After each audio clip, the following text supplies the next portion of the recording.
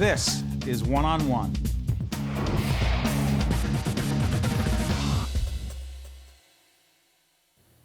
We are pleased to welcome Dr. Glenn Pomerantz, Vice President and Chief Medical Officer, Horizon Blue Cross Blue Shield of New Jersey. Good to see you, Doctor. Well, thank you, Steve.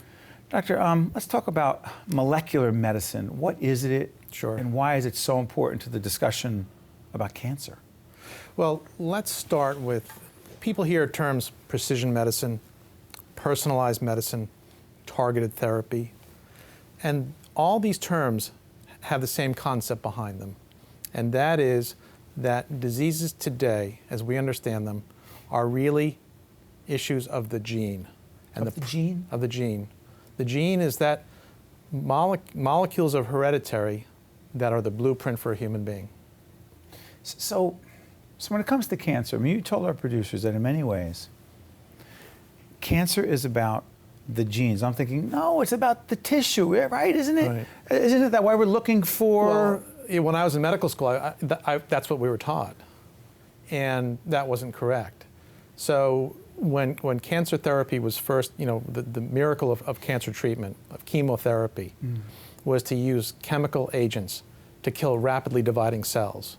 Right. And we thought that agents that treated breast cancer would be different from agents that treated lung cancer, for instance. And now we know today the human genome was sequenced in 2001. Say that again.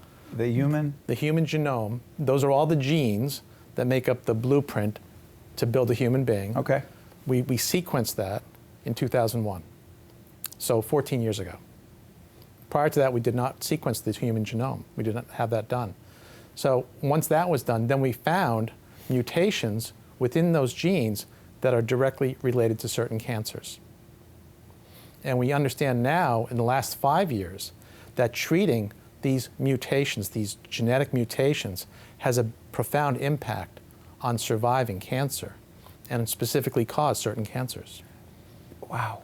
I'm actually, as a layperson, trying to comprehend what you're saying, as I'm sure our audience watching right now is as well. Help us understand, as best you can, given what we know right now, Doctor, what are the potential implications of that in terms of A, treatment, B, potential cure? Right. Well, let's take lung cancer. Sure. Okay. If you have advanced lung cancer, stage 4 metastatic lung cancer, your survival, your chances, if you're diagnosed with that today, is 1% at 5 years. 1 out of 100 people are alive at 5 years. If we can identify one of the 7 altered genes that are associated with lung cancer today, and we give you a targeted biological bullet to hit that protein produced by that abnormal gene, you can survive years now. Wait a minute, hold on. That means the protocol, based on the gene-related information that you would have today that you would not have had heretofore, how many years ago? Well, even 5 years ago. Okay. You're saying that the protocol would be different, therefore the potential outcome would be different? Exactly. Exactly. With lung cancer? With lung cancer. Yeah. Is it true for other cancers as well? Well, we're seeing similar patterns.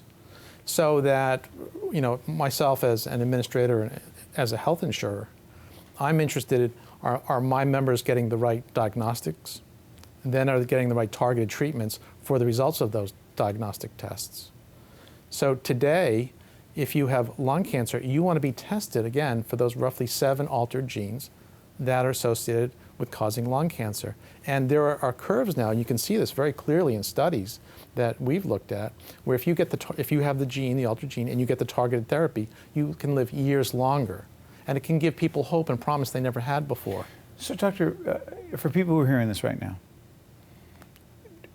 are you advocating that patients go in and have conversations with their doctors armed with this information and say, look, I want to be tested for certain things. I want to have I want to know what my options are given the fact that science is where it is today. Am I getting this right? Yes. So I don't know how that conversation goes, but... Yeah, well, it really depends on which cancer you have. Once you're diagnosed by the tissue biopsy, which cancer you have, there are certain genetic tests you should have. And if you don't have them, it really can profoundly decrease your chances at survival. But have say it again, the genetic test? Certain genetic tests have it. Someone says, I don't. Someone says, I don't want to know. That would be a mistake. Because? Then you would not have the option There it is. of treatment that can prolong your life, not months, but years, and potentially keep you alive for a cure. What is COTA, COTA?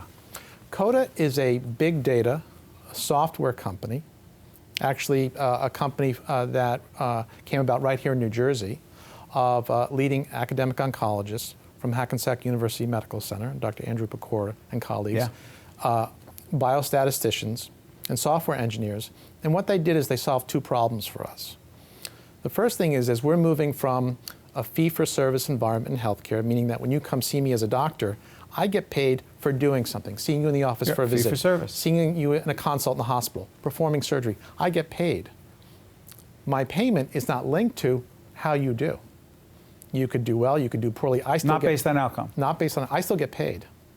The country, the government, CMS, the federal government, is moving to a system, as we are in the commercial insurance industry, to a value-based system where we're going to link reimbursement to outcome. And the problem is that right now our claim system is that we can't differentiate and we really can't tell how patients are doing outcome-wise. COTA solves that problem. It groups similar patients together. So if you have breast cancer and you have local breast cancer stage 2, you have a survival of 5 years of roughly 90%. If you have stage 4, advanced metastatic breast cancer, your survival is about 20% at 5 years.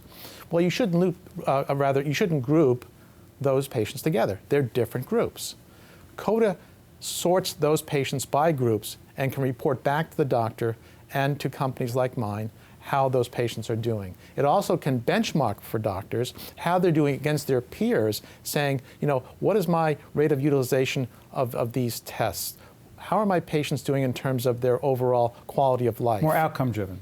How are they doing in terms of their their quality of life, their functional status, toxicity to drugs? Last question, I want to ask you this about, I don't know if I should use the word cure, and push back if I'm wrong. Sure. Am I correct that you have said that you believe that it is possible in this century? Right. We are at a tipping point. We are. And the reason is, if you look at, we sequenced the human genome in 2001, the cost of doing one gene on one laboratory platform in about 2005, 2002 cost $100 million to do one gene for one person.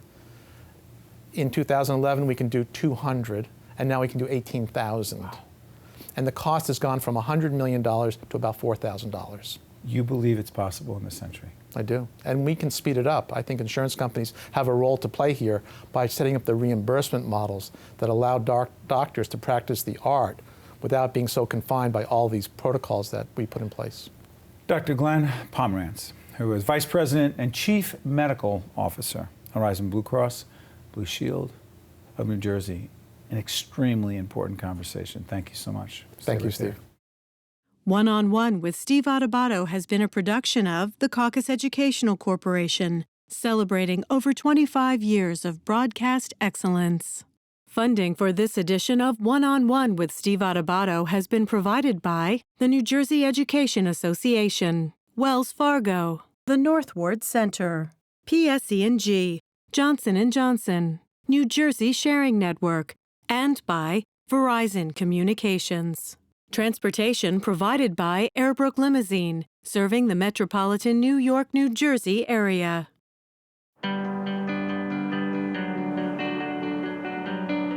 New Jersey is a leader in solar power, and PSE&G is doing its part.